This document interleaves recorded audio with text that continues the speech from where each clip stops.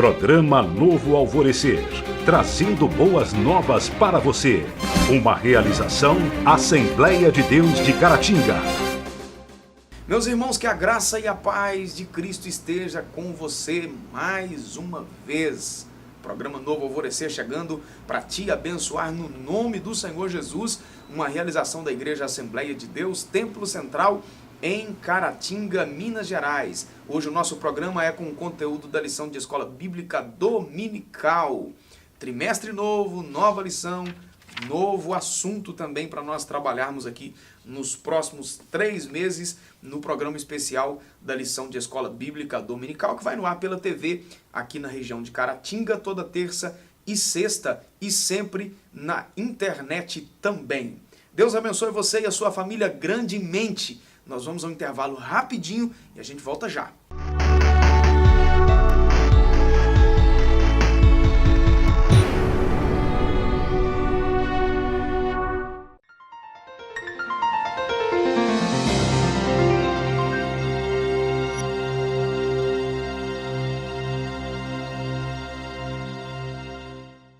De volta com o programa Novo Alvorecer, comigo aqui no estúdio Joás, que é professor da Escola Bíblica Dominical aqui no nosso Templo Central. Tudo bem, Joás?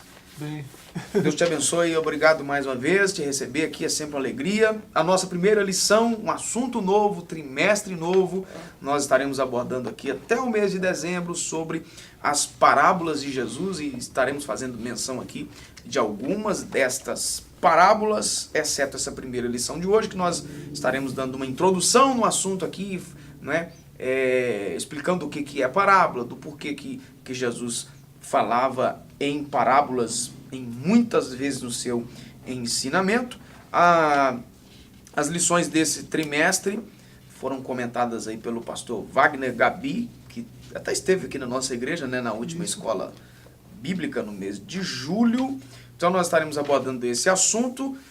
A primeira lição que será ministrada nesse próximo dia 7 de outubro, parábola, uma lição para a vida. O textuário da nossa lição é Marcos capítulo 4, versículo 34. Sem parábolas nunca lhes falava, porém tudo declarava em particular aos seus discípulos. A verdade prática diz que as parábolas são uma forma ilustrativa para se ensinar grandes lições, e delas podemos extrair as inspirações e os ensinamentos divinos para a vida cristã. A leitura bíblica em classe, Mateus capítulo 13, do versículo 10 até o versículo 17, está aí no seu rodapé do vídeo, né? Então vamos lá, Joás, nós vamos dar uma explanada aqui no que é a parábola, que são métodos, né, que Jesus utilizava para ensinar grandes verdades, né? Uma forma de ensinar as verdades de maneira que as pessoas compreendessem o que ele estava dizendo. Compreendessem ou não, né? Ele usava situações do cotidiano, né, das pessoas daquela época, né, para mostrar para essas pessoas verdades espirituais profundas, né, que produziriam mudança de vida, mudança de caráter, mudança de atitude, né? Verdades que são base para uma vida de sucesso, né? Ele usava essas comparações, essas parábolas, né? Ele falava assim para que quem estivesse disposto a conhecer a verdade, né, tivesse acesso à verdade.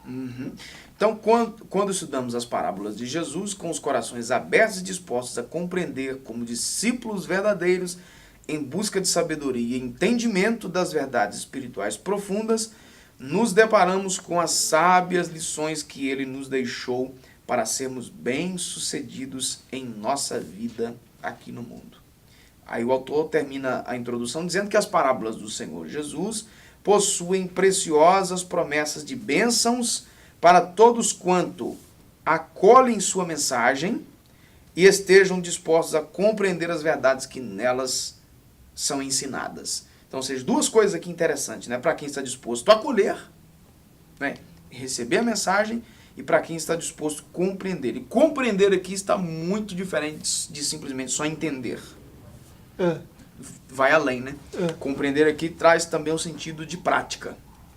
E entender, você saber exatamente de qual verdade ele está falando, usando aquela comparação. Né? E compreender, né, seria o que eu vou fazer com essa verdade que eu entendi. Né? Bom, eu ouvi e entendi, porque eu estava disposto a ouvir, estava disposto a entender. E agora, eu estou disposto a compreender aquilo que eu entendi, eu vou fazer o que com isso? Né? Eu vou guardar isso para mim, deixar isso escondido aqui dentro, né? Ou vou colocar isso em prática para que a minha vida seja beneficiada com isso. Seja né? abençoada, né?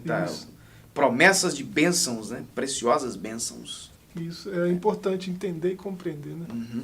Então vamos lá, o que é parábolas? Refere-se a um dito profético, um provérbio, uma analogia, um enigma, um discurso, um poema, um conto, uma símile. Né? Isso é o contexto do original, aí vai depender do contexto, né? Para estar sendo discriminado qualquer um desses significados aí. Nesse sentido, então, torna-se um instrumento didático, um instrumento para o ensino, né? Tanto para o ensino quanto para o aprendizado, né? Esse monte de coisa aí é uma parábola, né? Na definição de conceito aqui, ele vai falar primeiro no Antigo Testamento, né? Vai falar do hebraico machal, né? Que pode significar isso tudo aí, né? Se o texto está falando de um enigma, de uma analogia, de um discurso, de um poema, o termo usado é machal. É o mesmo. Né? E vai dizer que ele aparece 40 vezes, né? Mas na maioria das vezes o sentido é de provérbio. Né? E no Antigo Testamento a parábola a exceção de 2 textos de Hebreus, é aquela história, né? Uma história contada que tem um enredo, né? Um começo, um meio, enfim, tem um sentido, e é uma comparação do cotidiano, né? do que acontece na vida cotidiana, né? Das pessoas, uma comparação daquilo com uma verdade espiritual. Né? Então, a parábola pode ser isso tudo aí? Pode ser, mas no contexto do que nós vamos estudar nesse trimestre, né? Todas essas lições que nós vamos ver daqui para frente, né? A parábola é esse tipo de linguagem, essa história, né, que tem esse enredo, tem certo. Esses elementos aí. Certo. Aí vamos lá, a parábola significa então literalmente comparação, como tal, utilizada para indicar uma história breve, um exemplo esclarecedor para ilustrar uma verdade. Isso. É o que nós estamos dizendo aí, né? Vai se usar uma história para comparar uma verdade espiritual daquela história que está sendo contada. Né? Então o foco, na verdade, principal não é nem a história, nem mas a é história, o que ela sim. representa. Isso. Não é? Aí nós temos aqui, por exemplo, alguns textos, né? Aí eu me lembro aqui, por exemplo, há muitas discussões teológicas, né? Se é parábola, se não é e tal, como por exemplo o texto do rico e o Lázaro.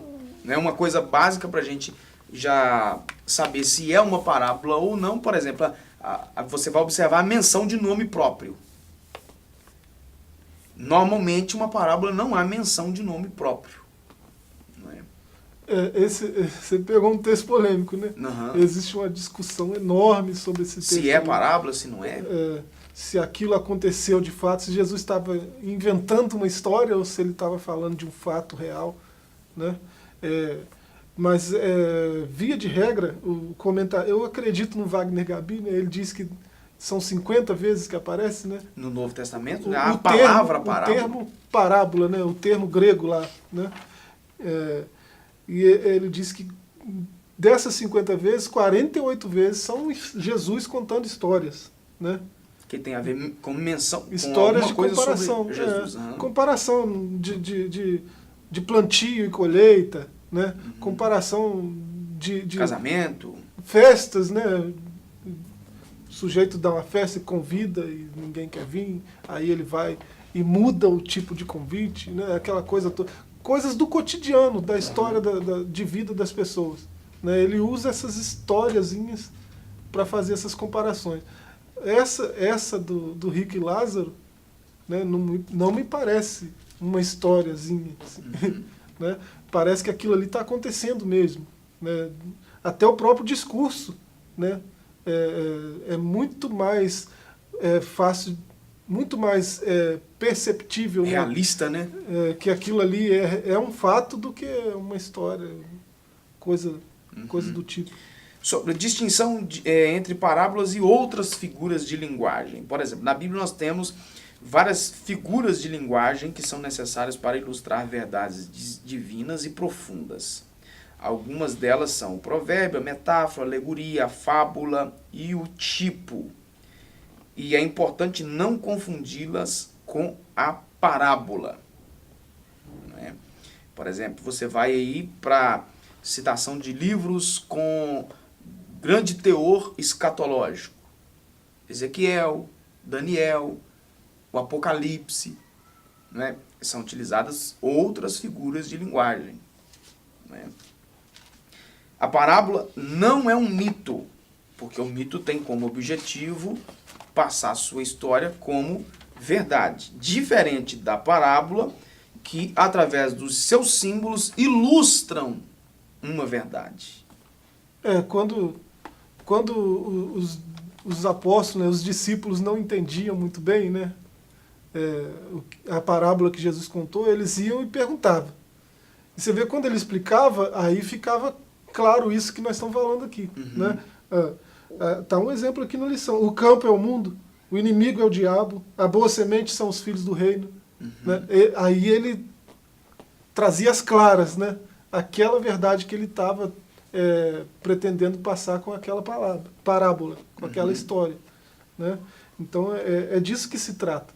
Né? O importante é a verdade espiritual que está sendo, que se pretende revelar com a história, com a parábola. E a aplicação dessas parábolas, por que Jesus fazia isso? Os discípulos perguntaram a Jesus por que ele sempre falava por parábolas, usando esse método em razão da diversidade de caráter e de nível de espiritualidade e de percepção moral dos ouvintes. Jesus respondeu que usava esse método de ensino por duas razões distintas. Primeiro, para ilustrar verdades àqueles que estavam dispostos a recebê-la. Ao contrário disso, ele usava também para esconder essa mesma verdade a quem estava indisposto a receber. Então, ou seja, uma verdade ensinada de 1000 maneiras diferentes para quem não está disposto a responder, a entender. Jesus queria evitar, na verdade, problemas aqui com essa turma. Tem gente que odeia a verdade, né? E nessa época de Jesus, se lidava com muito assim, muito de frente a frente com gente que tinha esse ódio da verdade. Né?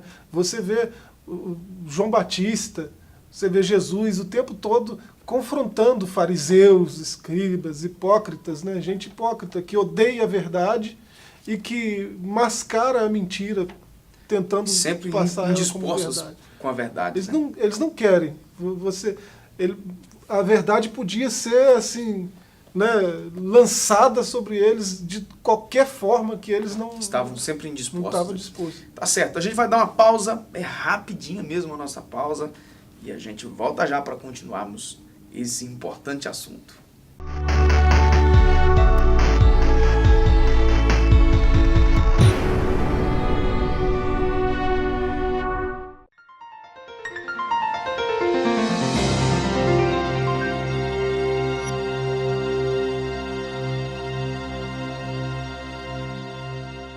Continuando o programa Novo Alvorecer, agora para o segundo tópico da nossa lição, nós vamos ver o contexto social e literário dos dias de Jesus, começando aí por Galileia, né? A região da Galileia é sempre presente, né?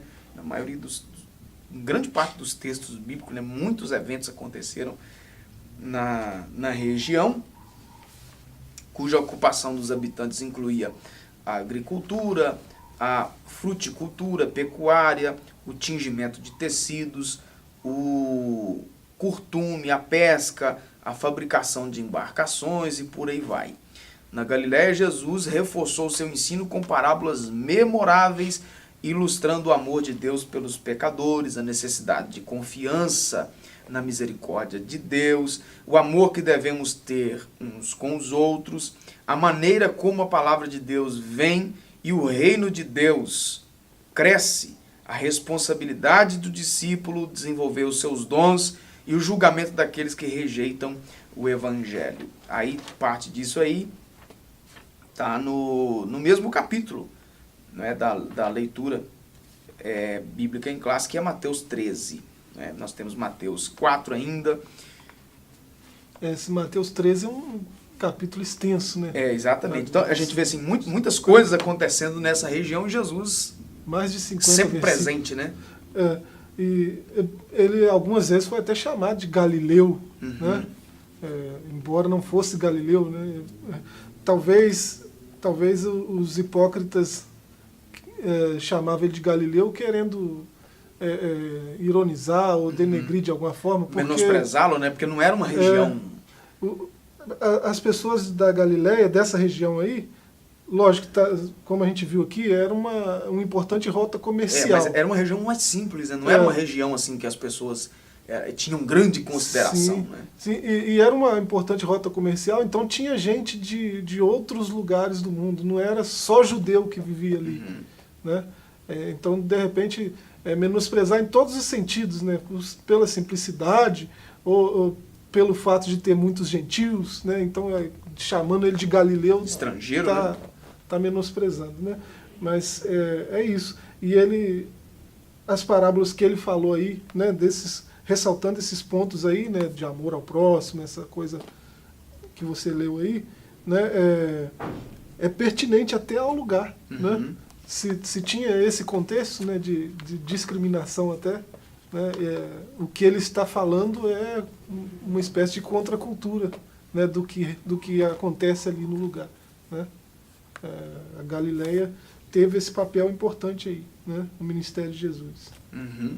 Sobre Jerusalém, a gente vê que Jerusalém é uma das mais antigas cidades do mundo, é a mais sagrada cidade da Palestina, e na época de Jesus, Jerusalém, com uma superpopulação, na maioria das pessoas desesperadas em decorrência da opressão do Império Romano, né, a miséria, da opressão dos pequenos produtores que estavam praticamente falidos, aí sendo obrigados, né, a pagar elevados impostos. Esse era um lado. Né. Aí, o contraste disso, grandes produtores, famílias comerciantes, abastadas, que estavam satisfeitas com o sistema de governo da época. Né? Diante desse contexto, o povo judeu aguardava ansiosamente a vinda do Messias. Não é um contexto estranho para nós, né? Jerusalém dessa época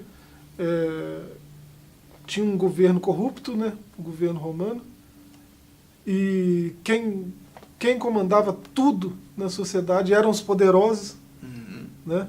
Até na questão dos impostos aí, né? Eles estavam satisfeitos por quê?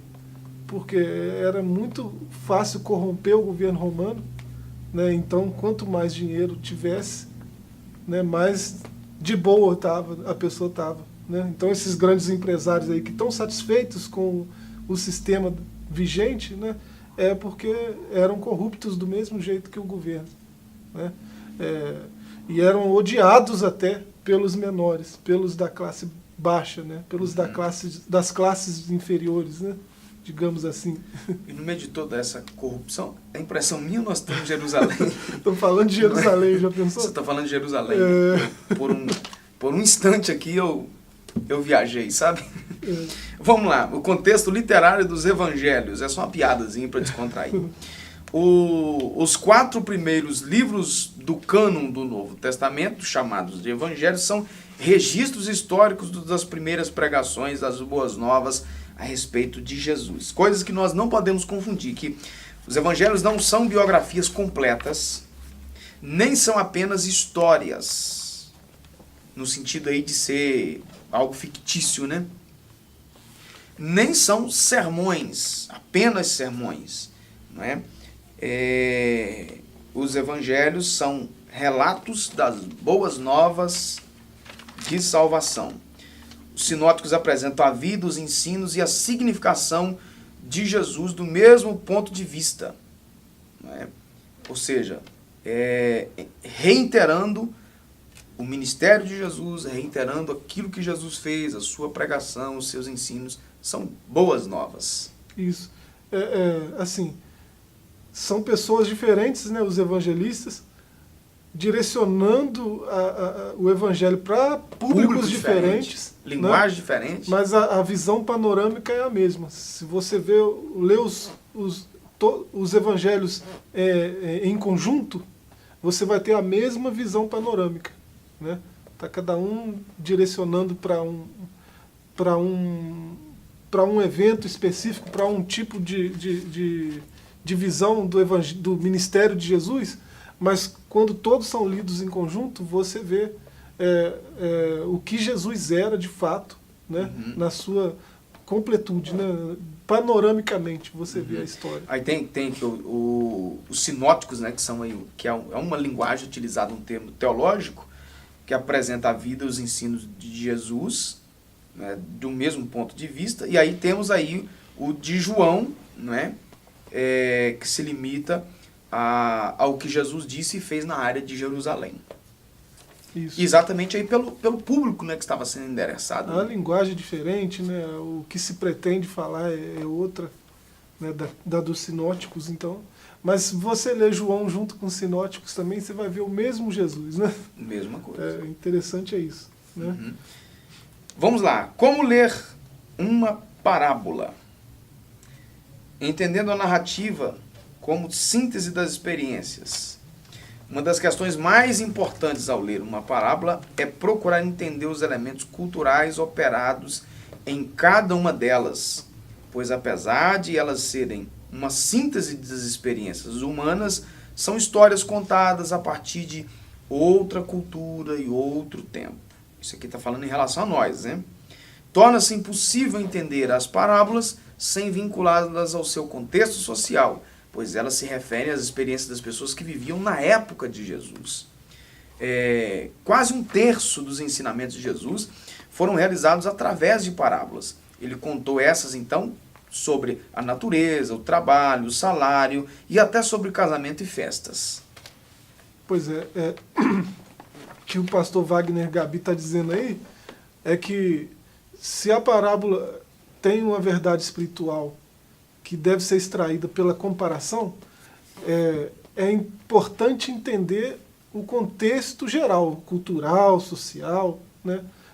O contexto geral da parábola, da história que está sendo contada. Ou seja, se ele está falando de uma festa, que festa é essa? Naquela época, como era essa festa? Né? O que acontecia naquela situação? Né? Ele está falando de um casamento. Como era um casamento judaico na época, no ano 30?